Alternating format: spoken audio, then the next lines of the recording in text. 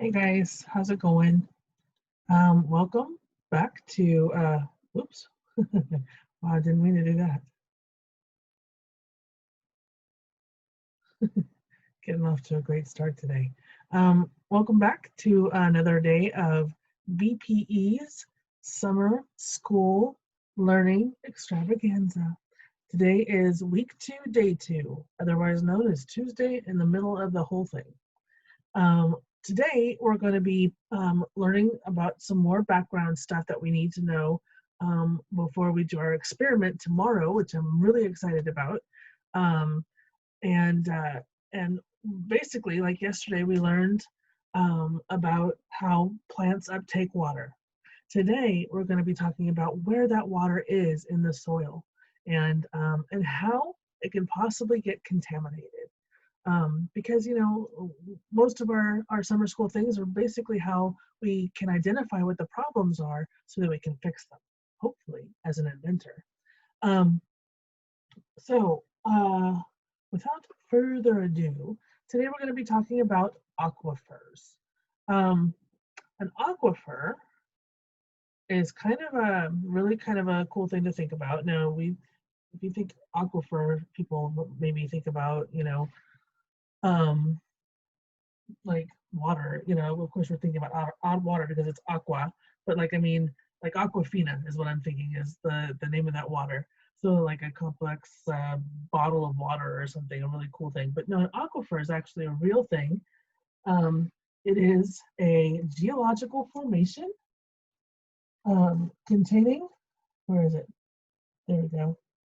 A geological formation containing groundwater.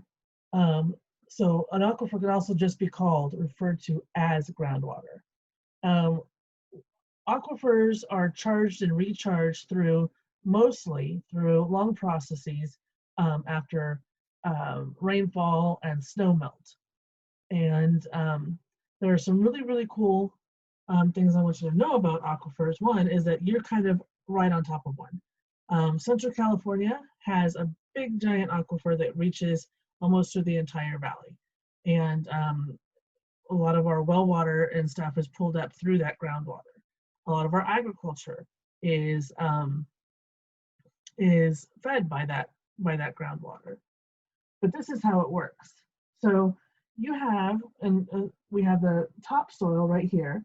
It has grass, and these little things are like the roots of grass. We have trees and plants that have their root systems in that dirt, and and the roots will frequently just stick to the dirt, but sometimes they go a little bit further down and down into this area right here. Now, this area is made up pretty much of silt in the top layer, silt, which is a very, very fine dirt that's usually a product of runoff from rain. Like it kind of is like the basis for clay. Silt, soil, sand, dirt, and gravel. And as you get further down, there's more and more gravel, and the gravel gets to be a little bit bigger, and then actually rocks. And in that area where there are the rocks, water flows. And that right there is our natural aquifer. And it's good water, usually filtered pretty well by these rocks. And usually when the water that goes in there is has been there. The water that's in there is, most of it's been there for a long time, but like I said, it does get recharged through rain and snow melt and stuff like that. So this water is very, very important. But sometimes the waters, especially in this area, because the water does seep up, and that's what a lot of times feeds like the deeper rooted plants and trees. But the water in here as well can get contaminated. So we're going to look at what causes that contamination. Dr. Bob Mahler is who we're going to watch on our video, and she is from the United States Geological Survey, and that's an organization, it's a government organization that does a lot of scientific studies having to do with the ground. So groundwater, earthquakes, stuff like that. that's usually handled by them. So we're going to watch what she has to say and hopefully learn an awful lot about that. Okay, hold on.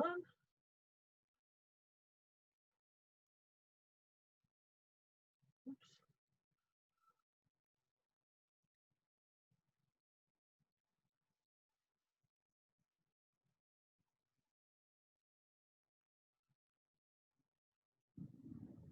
Do you know where your drinking water comes from?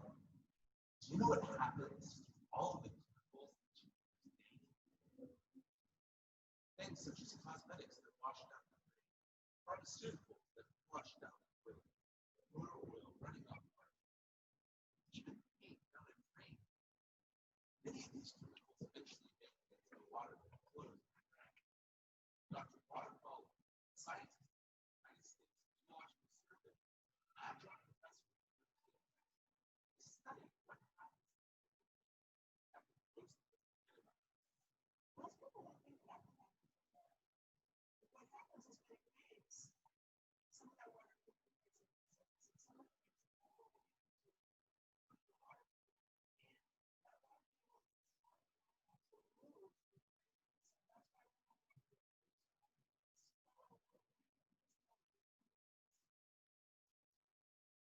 So that's why we have to do it. Spaces that have dissolved out of the rock. We don't usually think of rock as dissolving when it doesn't dissolve. And that's the interesting property of limestone.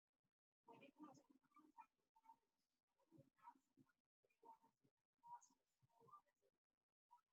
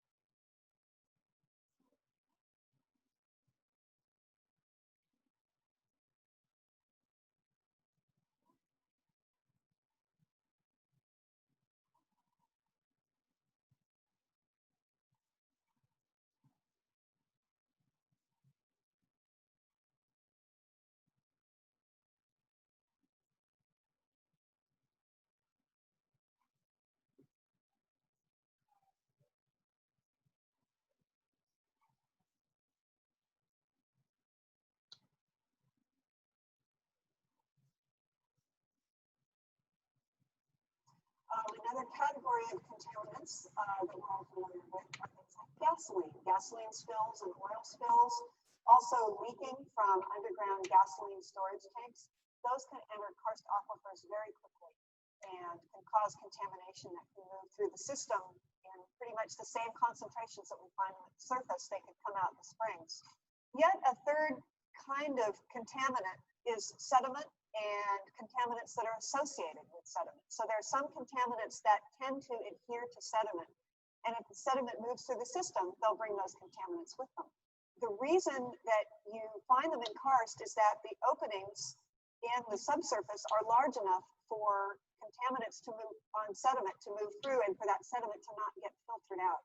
So these are contaminants that sorb to solid phases rather than being dissolved in water. And in karst systems, we can find those as well.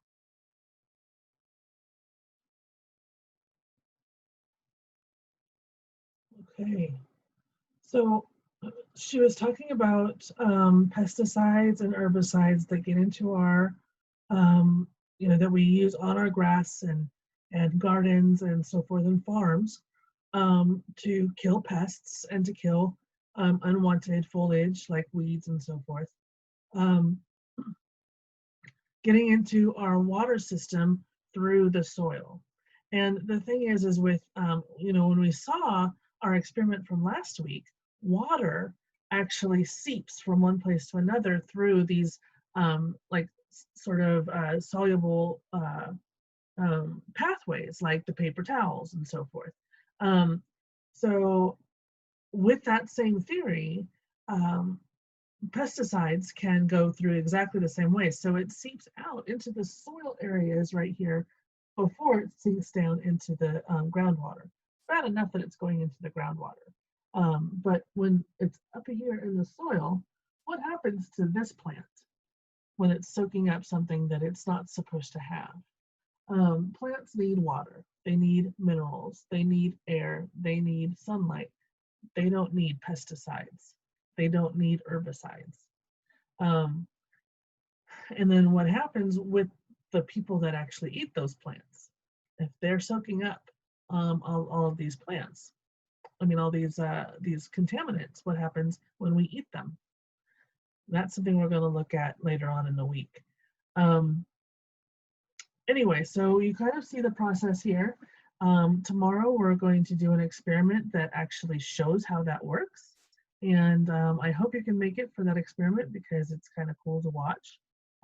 Even though, you know, the idea of all of that getting into your system kind of makes me kind of oogie boogie in my belly. But anyway, hope you learned, and we'll be seeing you tomorrow.